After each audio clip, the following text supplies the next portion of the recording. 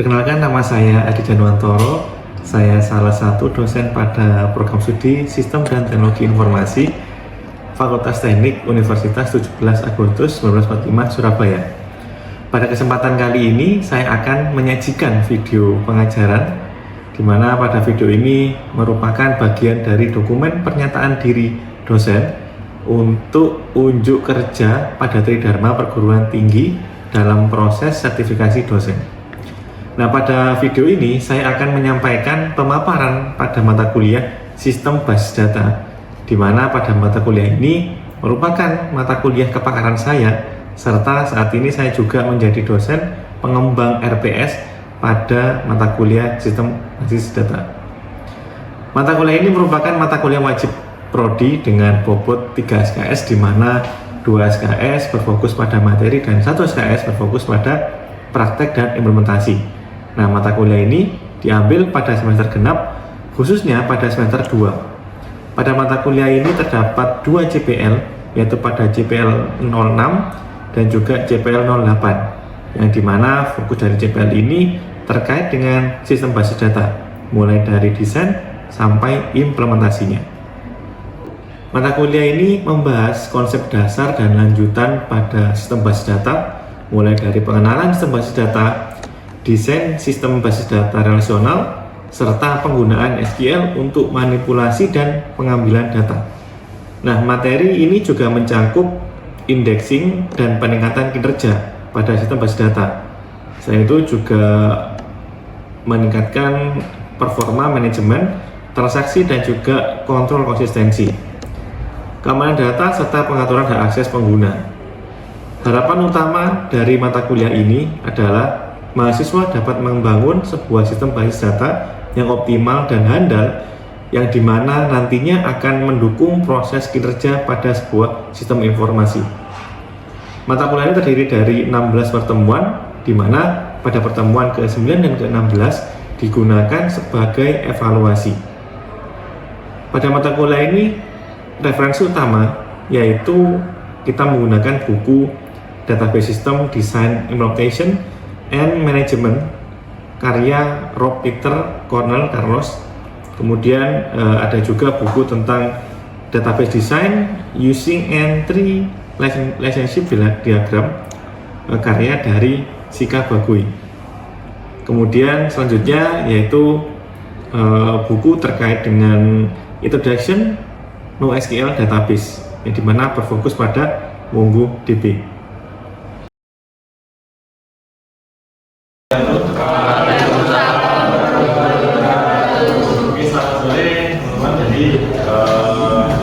Di sini di pertemuan 5 akan membahas tentang physical diagram.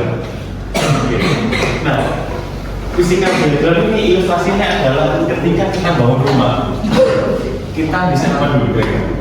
Desain rangka bangunan, belum lagi arsitektur. Nah, sama. Physical diagram ini adalah step sebelum kita membuat sebuah database. Nah, jadi physical diagram ini ada storage management. Nah, sebelumnya itu ada ERD.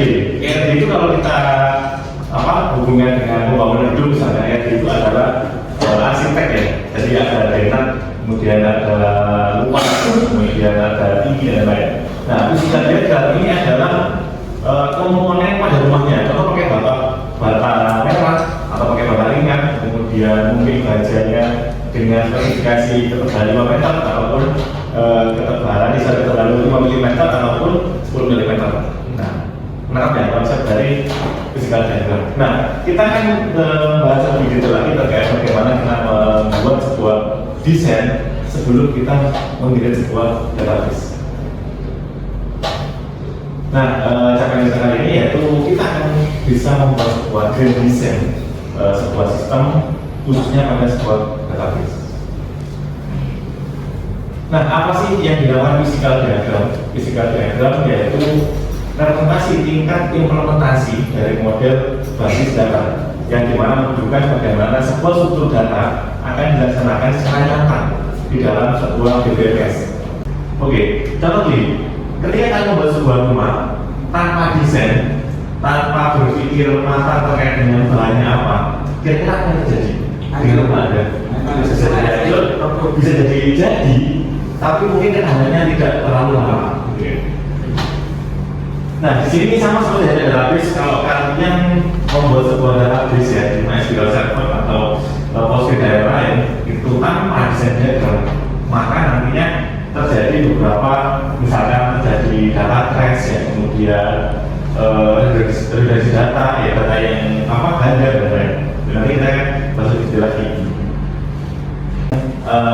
Kapan data digunakan?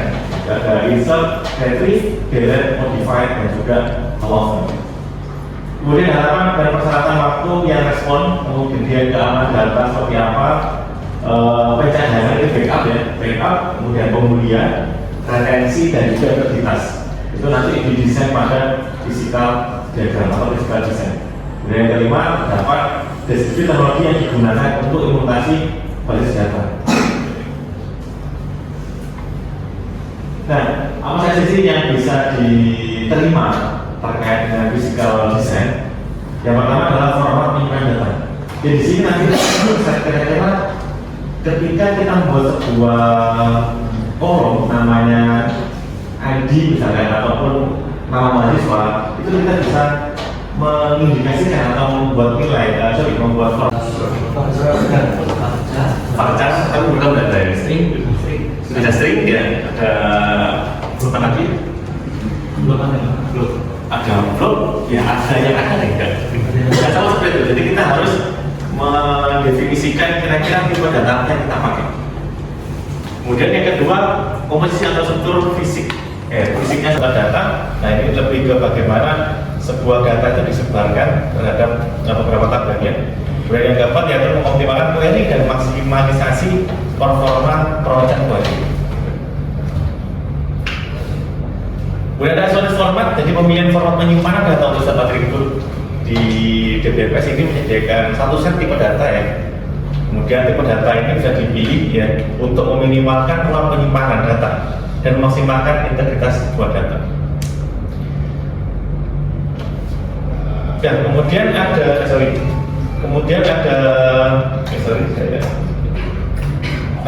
ini elemen-elemen pada diagram fisik ya, kita physical diagram. Ada tabel, ada kolom, ada primary key, foreign key, tipe data, dan constraint maupun indexing. Nah, di ERD itu kita hanya diberikan notasi untuk relasi ya. Masih ingat relasi yang ada? One to many, dan many to one, maupun one to one gitu ya. Nah, di diagram fisik juga ada.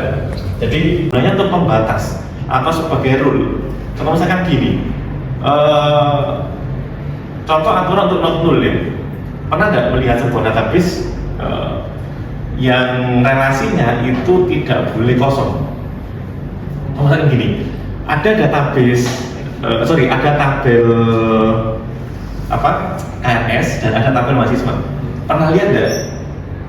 Mahasiswa ada di KRS tapi tidak punya NBI. Database. Kemudian ada indexing ini opsional ya, indexing opsional. Jadi gunanya adalah untuk mempercepat proses pencarian data. Seperti integer, cuma dia lebih range-nya lebih kecil daripada integer. Kemudian ada bulan ini hanya bisa membaca nilai 0 dan juga 1 atau true dan juga false. Gunanya untuk apa bulan ini? Biasanya digunakan ketika kita men-set sebuah record atau sebuah data pada data yang harusnya dihilangkan tapi tidak dihilangkan. Contohnya contohnya adalah ketika kita mengisi sebuah tabel barang misalnya. Tabel barang ini sudah dijual, kemudian barang tersebut sudah dead stock, sudah tidak ada stoknya lagi. Nah, kalau kita hapus data barang tadi, maka akan berefek ke data penjualan. Penjualannya seharusnya ada data tersebut itu akan hilang. Nah, makanya bisa melakukan kondisi bulan. Jadi di set 0, maka data tersebut itu ada, tapi tidak ditampilkan ke tabel. Kalau di set 1, maka data ditampilkan, tapi tidak ditampilkan dan bisa dieksekusi untuk pembelian dan lain-lain. ada small in gitu, lebih besar sedikit daripada tiny in. Kemudian ada medium, ada in ya integer ya, range dari 0 sampai 4 juta sekian, sampai 4 miliar sekian. Kemudian ada float, float ini bisa digunakan untuk value yang. Nah, pertanyaan adalah ketika saya melihat sebuah data dengan tipe data char, saya ingin angka 10, bisa nggak? Bisa. Bisa tidak? Bisa, karena char ini range-nya adalah 0 sampai 255. Bisa, saya isi angka 10. Nah, bedanya apa dengan integer? Bedanya adalah 100. Kalau char, dan bedanya kan ketika char ini ditambah, 10 tambah 10, maka hasilnya berapa? 10, 10, 10, 10. Karena dia sebagai angka. Ya. Jadi sekali lagi integer ini digunakan untuk matematika, char ini digunakan untuk karakter. Tapi bisa juga angka numerik, tapi dikonversi menjadi sebuah angka. Nah, kemudian angka next tadi juga digunakan untuk long range ya, range yang panjang. Selain range yang gede. Oke, varchar dan char ini konsepnya kita bicara selain range ya, range pasti lebih gede varchar. Tapi cara penyimpanan itu berbeda. Contoh misalnya gini. Di sini varchar ya, varchar yang 3 ya, yang 0 ya. Nah, ketika saya pakai varchar, kemudian batasnya itu, sorry, di sini ada 4 ya, berarti kita pakai 5. Varchar 5 saya isikan 0, dengan char 5 saya isi 0. Nah, kalau varchar ketika saya isi 0, maka data yang terambil itu adalah 4 karakter. Kalau digunakan untuk pengisian nama, kemudian alamat ya, kemudian apa lagi, data-data yang sifatnya fleksibel. Kalau char adalah data-data yang sifatnya itu statis. Contoh misalkan gini, NBI kalian itu kan maksimal 12 ya. 12 atau 10 ya? 12. 10 ya? 10 ya? Oke, 10. Ada nggak NBI yang di bawah 10? Ada NBI yang di atas 10? Dan makanya gunakan char. Jadi angka panjangnya itu statis. Kalau varchar biasanya adalah nama. Nama kan setiap mahasiswa beda-beda. Nah, itu menggunakan satu cara. Tetapi meskipun fleksibel varchar, dari sisi kecepatan ada beberapa integritas yang ada di database. Yang pertama tidak boleh dulu, kemudian kondisi kemudian berikutnya seperti apa, integritas dan juga referensial serta ketentuan dari organisasi. Oke, kemudian nah ini adalah contoh implementasi dari integritas referensial. Jadi di mana adanya relasi antara item order dan juga order, di mana kode order yang di sini dan juga yang di sini itu saling terkoneksi. Dari dua ini, mana yang primary key, mana yang foreign key? Sama. Jadi primary key ada di order, foreign key-nya ada di item order. Oke, untuk data entry dan segmen data kita handle ya, kemudian menambah data beberapa kita kemudian kemungkinan menggunakan null value, jadi boleh kosong atau boleh tidak. Aturan delete. Jadi ketika kita sudah membuat sebuah relasi, maka primary key tidak boleh dihapus sebelum kita menghapus foreign key. Jadi sekali lagi primary key tidak boleh dihapus sebelum kita menghapus foreign key terlebih dahulu. Terkait dengan aturan delete data pada relasi. Dengan ERD adalah di sini ada tipe datanya dan juga limit data yang bisa dimasukkan. Implementasi dari ERD ini, jadi kita akan mencoba untuk membuat physical diagram. Nah, di sini kita akan memakai tools online ya, menggunakan dbdiagram.io. Oke, yang pertama kita create dulu ya. Yang pertama login dulu. Setelah login nanti kalian create diagram. Gitu. Oke, baik. Kita akan mencoba untuk membuat diagram, misalkan pada sistem informasi akademik. Nah, jadi yang pertama kita buat tabel master dulu. Kita akan buat tabel mahasiswa. Kemudian kita kasih kurung, kurawal. Nah, di dalamnya kita akan isikan kolomnya serta tipe datanya. Contoh misalkan NIM, tipe datanya char, maksimal 10, kemudian kita set menjadi primary key. Oke. Kemudian koma, selanjutnya kita tambahkan kolom lagi, yaitu kolom nama, tipe data varchar, maksimal 255, kemudian alamat misalkan, kemudian tipe datanya varchar, ya sekali lagi nama varchar karena sifatnya fluktuatif, jadi jumlah karakternya itu tidak tetap, maka menggunakan varchar. Oke, kemudian selanjutnya kita akan membuat kolom baru lagi, misalkan jenis kelamin. Kita pakai char, karena saya butuh L dan juga P saja, maka kita butuh nilai maksimum panjangnya itu 1. Gitu. Oke, kalau sudah, nah kita bisa lihat. Nah, sudah ada. Oke, sorry, ada salah di sini.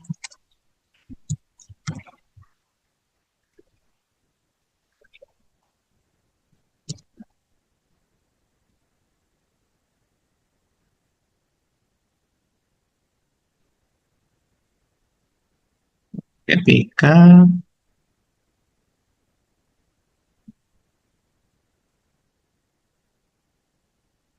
Oke, nah sudah ada ya. Jadi di sini ada tabel mahasiswa, kemudian ada NIM, ada nama, alamat, dan juga jenis kelamin. Oke, selanjutnya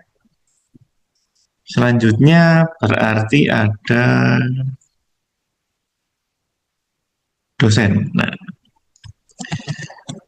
tabel dosen, kita buat tabel dosen, kemudian di dalamnya ada kolomnya NPP, char, kita pakai 5 saja ya. Kemudian primary key,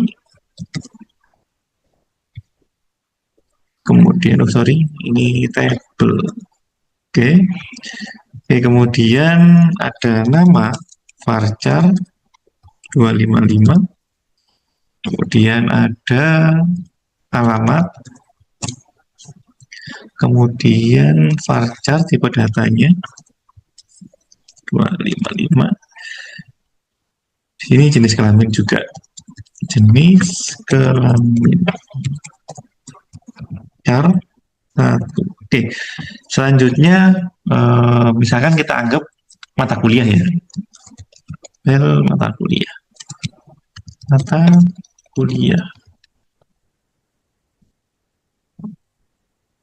Oke, di tabel mata kuliah ada kode mata kuliah kayak char 5 misalkan, jangan lupa primary key-nya. Oke. Kemudian ada nama mata kuliah,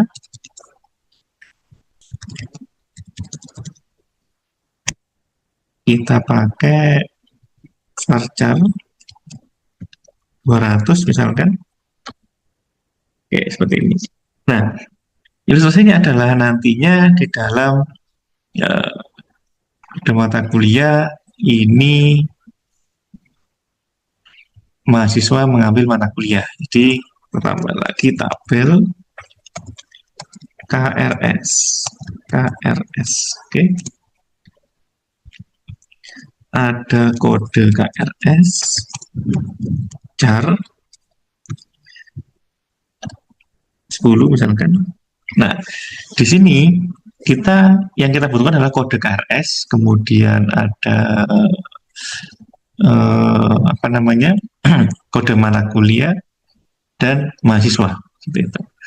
Oke, berarti kita butuh friend key dari NIM. Ya. NIM char 10. Oke. Nah, di sini kita tambahkan referensi dari tabel mahasiswa. Dari tabel mahasiswa titik NIM. Oke, nah ini kan sudah kelihatan relasinya. One to many. Jadi mahasiswa bisa mengambil beberapa KRS. Atau kita pakai one to one aja ya. One to one. Jadi mahasiswa hanya boleh mengambil satu KRS, kode KRS. Kemudian dalam KRS itu ada mata kuliah. Mata kuliah berarti kita ambil dari primary key di mata kuliah. Kode mata kuliah. Mata kuliah. Char 5. Kemudian kita tambahkan reference relasinya, yaitu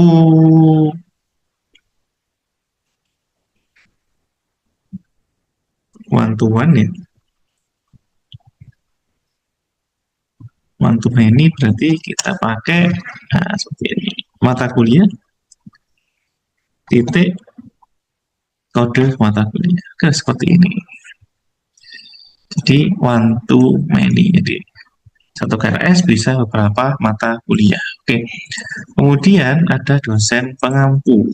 Kita pakai namanya dosen. Dosen berarti kita pakai kode dosen atau NPP char 5. Kemudian kita pakai reference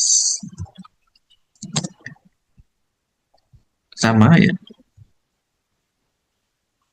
one to many dari dosen ke NPP.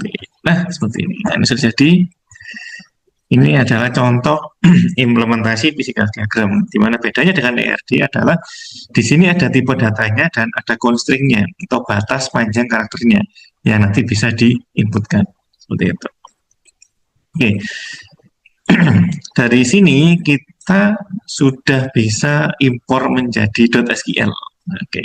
Kita akan impor menjadi, ini ada beberapa item ya, item pilihan. Bisa MySQL, Postgre, SQL Server, Snowflake, Rails, dan lain-lain. Nah, kita pakai MySQL. Kita pakai MySQL. Oke. Kemudian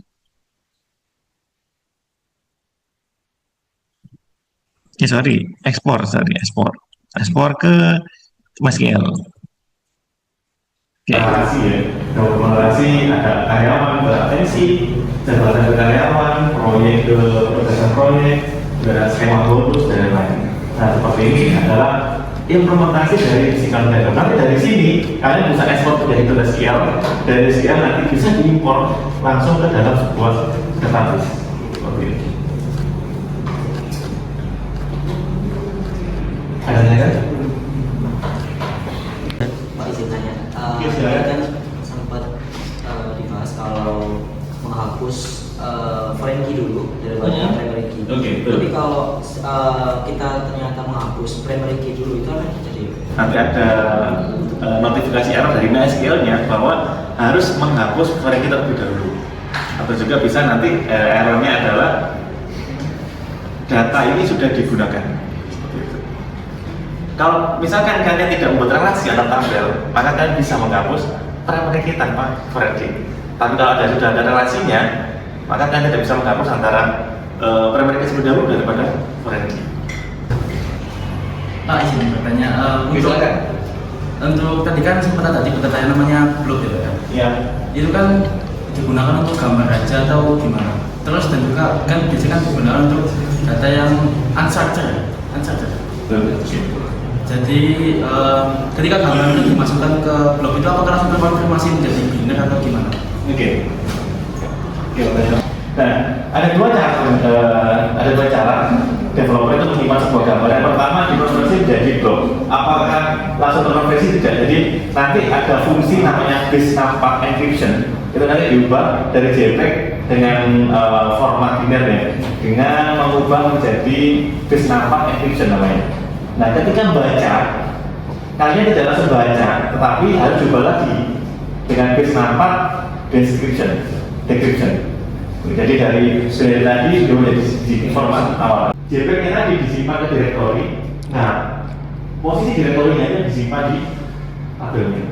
Dan misalkan C.2 data apa itu disimpan. Itu nanti akan hidup. Gitu. Manggil direktorinya. Ada dua, manggil direktori ataupun mengkonversi dari JPEG dengan base64 menjadi bilangan biner.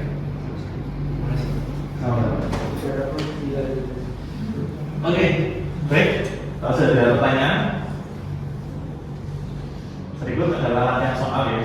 Jadi di tugas individu kalian buka aritaknya, di aritak sudah ada instruksi tugas, yaitu kalian membuat sebuah sistem. Anggap aja kalian sebuah developer membuat sebuah sistem dengan tema bebas tentang pendidikan, tentang kesehatan, ataupun tentang bisnis dan lain-lain ya. Di mana nantinya kalian membuat sebuah desain database dengan desain physical diagram, kemudian hasilnya kalian ekspor menjadi format .sql. Nah, itu yang nanti akan dikumpulkan di editor. Waktunya adalah 1 minggu. Oke, assalamualaikum warahmatullahi wabarakatuh.